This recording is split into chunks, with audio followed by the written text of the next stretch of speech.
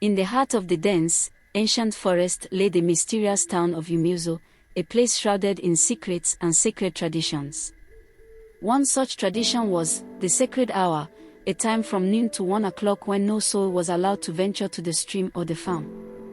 This was a time of reverence and fear, a period when the elders claimed the spirits roam free, guarding their sacred grounds.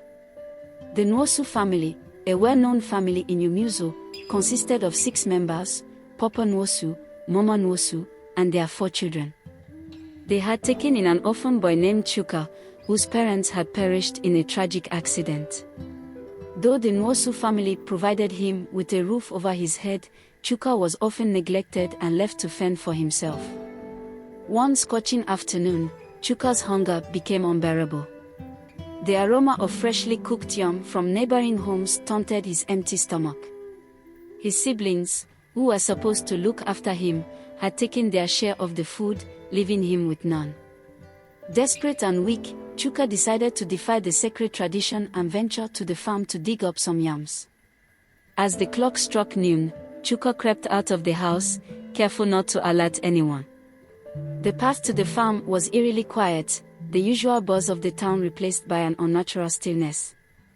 The air felt heavy, and a shiver ran down Chuka's spine, but his hunger pushed him forward. Reaching the farm, Chuka hurriedly began digging, his hands shaking. He had just unearthed a large yam when he heard a whispering sound behind him.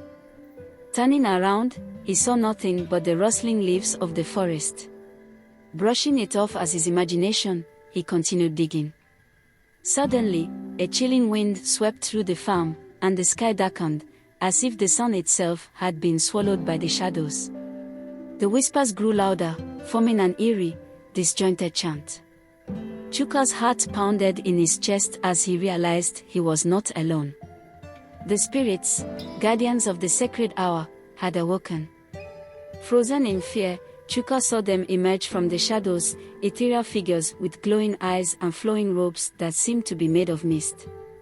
They surrounded him, their voices merging into a cacophony of anger and sorrow. Chuka fell to his knees, clutching the yam to his chest, tears streaming down his face. The spirits spoke as one, their voices echoing in his mind.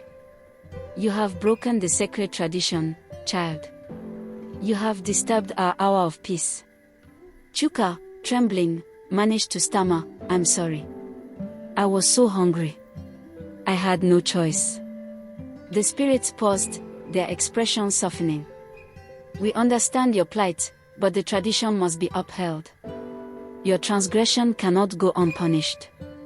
With a wave of their spectral hands, they bound Chuka in a cocoon of mist, lifting him off the ground.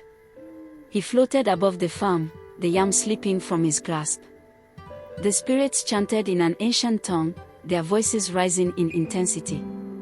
Chuka's vision blurred, and he felt a strange sensation wash over him. When he awoke, he was back in the Nwosu house, lying on his mat. The yam was beside him, untouched. His siblings, who had found him unconscious in the field, were gathered around, their faces pale with fear and guilt. Papa Nwosu entered the room, his expression grave.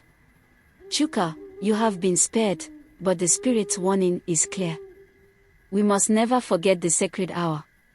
From that day forward, the Nwosu family treated Chuka with more kindness and respect. The story of his encounter with the spirit spread throughout Umuzo, serving as a powerful reminder of the town's sacred traditions and the consequences of breaking them.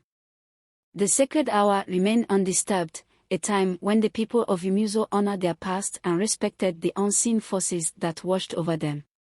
Please like, share and follow my page for more video view.